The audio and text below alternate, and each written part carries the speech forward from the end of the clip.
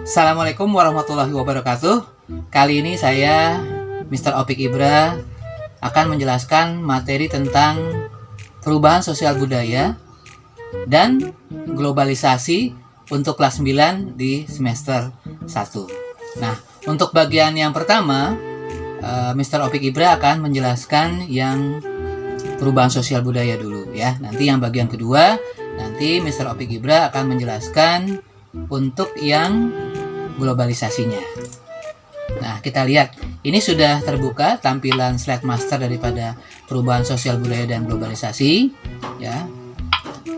Langkah pertama, Pak Taufik ingin menjelaskan ya bahwa tujuan pembelajaran kita hari ini adalah kalian nanti diharapkan punya 5 kemampuan. Yang pertama adalah mengetahui pengertian perubahan sosial budaya, menjelaskan bentuk-bentuk perubahan sosial budaya, memahami aspek globalisasi di berbagai bidang kehidupan, menganalisis dampak globalisasi dalam kehidupan bangsa Indonesia, dan yang kelima adalah mendeskripsikan upaya menghadapi globalisasi. Nah, ini adalah tujuan pembelajaran dari materi kita saat ini. Nah, sekarang Pak Taufik akan membuka tombol yang kedua yang di sini, yaitu perubahan sosial budaya. Nah, menurut Kingsley Davis dalam Suryono Sukanto tahun 2014, beliau mengatakan bahwa perubahan sosial merupakan bagian daripada perubahan. Perubahan dalam kebudayaan mencakup seperti kesenian, ilmu pengetahuan, teknologi, filsafat, ya. Dan menurutnya perubahan sosial sebagai perubahan pada sistem sosial, struktur, dan fungsi masyarakat. Nah, ya, seperti itu. Nah, kita lihat tombol yang berikutnya. Nah, perubahan sosial budaya terbagi menjadi 3 kategori dalam bahasan ini.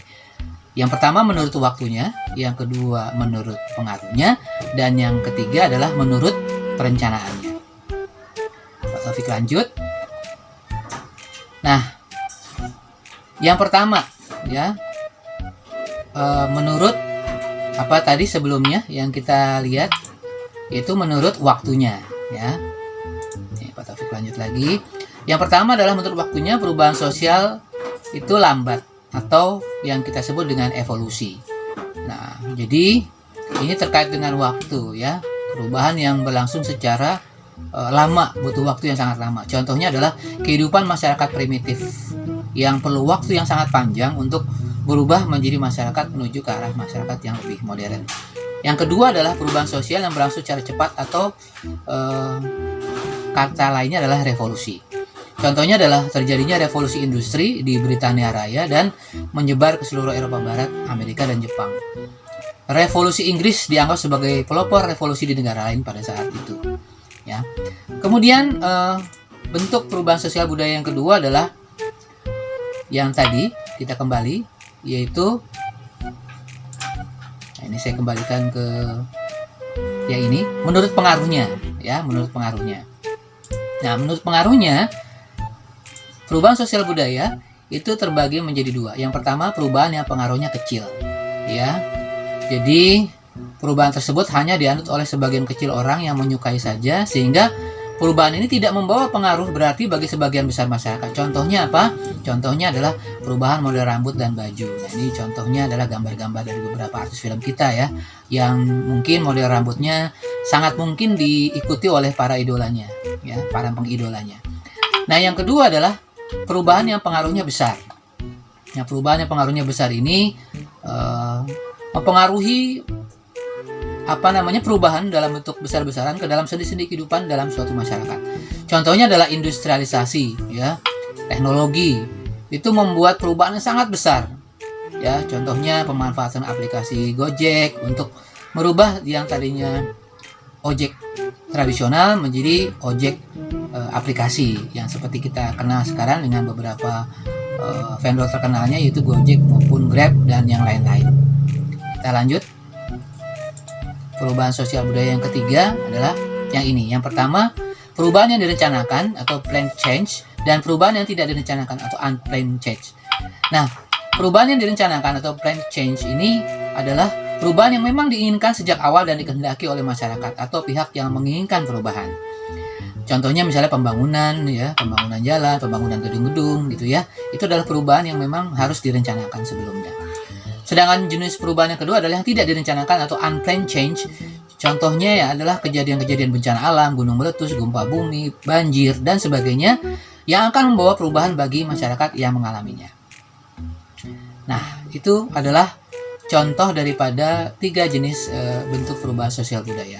Nah, ada faktor-faktor yang menjadi penyebab terjadinya perubahan sosial budaya dan ada faktor-faktor yang menjadi penghambat bagi melajunya perubahan sosial budaya. Apa saja itu? Mari kita bahas di kajian berikutnya. Nah, faktor penyebab perubahan sosial budaya ya, yang pertama adalah bertambah dan berkurangnya penduduk. Nah, di sini Pak Taufik atau Mr. Opik Ibra akan sedikit menjelaskan ada istilah bonus demografi. Bahwa bonus demografi adalah bonus yang dinikmati oleh suatu negara sebagai akibat dari besarnya proporsi penduduk produktif di rentang usia 15 sampai dengan 64 tahun dalam evolusi kependudukan yang dialaminya. Nah, pengelolaan bonus ini atau bonus demografi ini dapat dilakukan dengan cara pemerintah menata kebutuhan sarana maupun prasarana kehidupan masyarakat, berbangsa dan bernegara, dan disesuaikan dengan kebutuhan penduduknya. Kemudian, faktor penyebab perubahan sosial budaya selain bertambahnya jumlah penduduk atau berkurang jumlah penduduk, juga adanya penemuan-penemuan baru. Ini jelas sangat mempengaruhi bentuk-bentuk kehidupan masyarakat kita di era sekarang ini ya. Penemuan-penemuan baru, teknologi dan sebagainya. Konflik antar suku, antar masyarakat, antar golongan tertentu itu juga mempengaruhi terjadinya perubahan sosial budaya. Kemudian faktor penyebab yang keempat adalah terjadinya pemberontakan atau revolusi ya di sebuah negara. Kemudian yang kelima adalah perubahan lingkungan alam. Nah, perubahan lingkungan alam ini bisa saja terjadi karena gejala alam, karena faktor alam dan juga karena faktor manusia ya. Dan yang keenam adalah faktor peperangan, ketidakamanan di sebuah negara.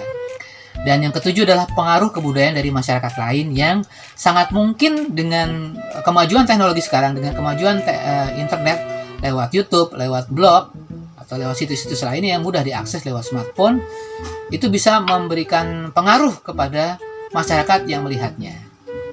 Kita lanjut setelah tadi faktor penyebab.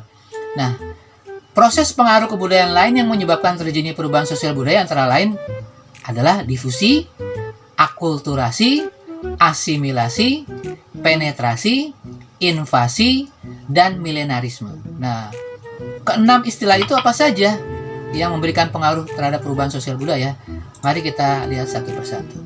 Nah, difusi merupakan proses penyebaran unsur-unsur baru, baik berupa alat, ide, ataupun gagasan dari satu pihak ke pihak lain, dari satu tempat ke tempat lain, dari satu orang ke orang yang lain, dari satu masyarakat ke masyarakat yang lain. Nah, difusi itu dapat dengan mudah tersebar ketika masyarakat itu terbuka dengan dunia luar. Contohnya, pada masyarakat tani tradisional, pengolahan lahan pertanian masih menggunakan tenaga hewan dan tenaga manusia. Mereka kemudian mengenal mesin traktor yang ternyata lebih praktis dan lebih cepat dalam mengolah alam. Itu adalah difusi. Yang kedua, akulturasi atau cultural contact. Akulturasi terjadi ketika satu kebudayaan tertentu yang dihadapkan dengan unsur-unsur kebudayaan asing. Lambat laun unsur kebudayaan asing tersebut melebur atau menyatu ke dalam kebudayaan sendiri atau kebudayaan aslinya, tetapi tidak menghilangkan ciri kebudayaan yang lama. Ketika berkembang musik rap dari negara asing bertemu dan digabungkan dengan bahasa Jawa, terciptalah akulturasi musik rap dengan bahasa Jawa. Ya. Nah, ini adalah pengertian daripada akulturasi. Lanjut ke yang ketiga, asimilasi.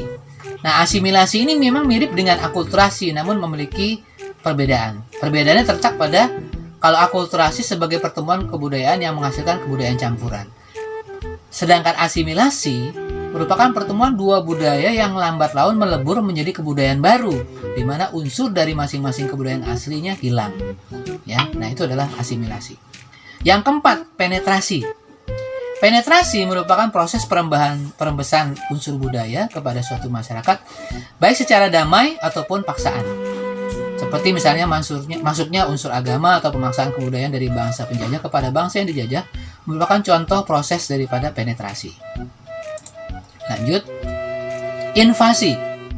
Invasi yaitu masuknya unsur-unsur budaya asing ke dalam kebudayaan setempat, ya, dengan peperangan atau penaklukan bangsa asing terhadap bangsa lain.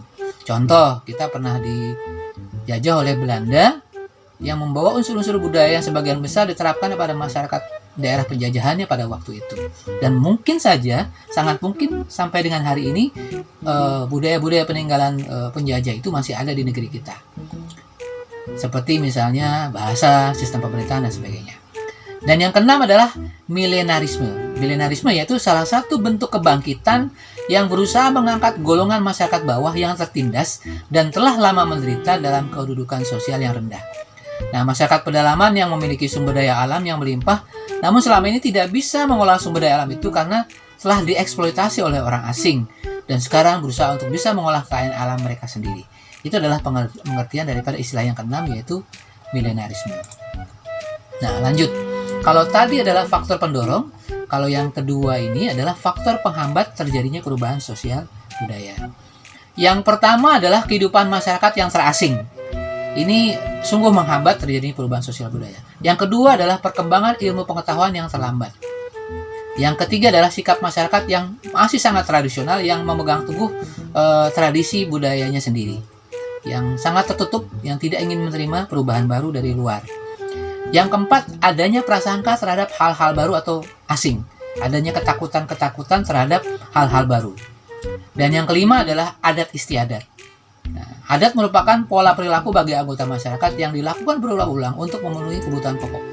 Adat biasanya bersumber dari nilai tradisional yang telah mengakar pada kehidupan suatu masyarakat. Nah, demikian dulu penjelasan dari Mr. Opik Ibra terkait dengan perubahan sosial budaya. Di episode berikutnya, di video berikutnya, Mr. Opik Ibra akan menjelaskan tentang globalisasi. Sekian, terima kasih. Assalamualaikum warahmatullahi wabarakatuh. Sampai jumpa.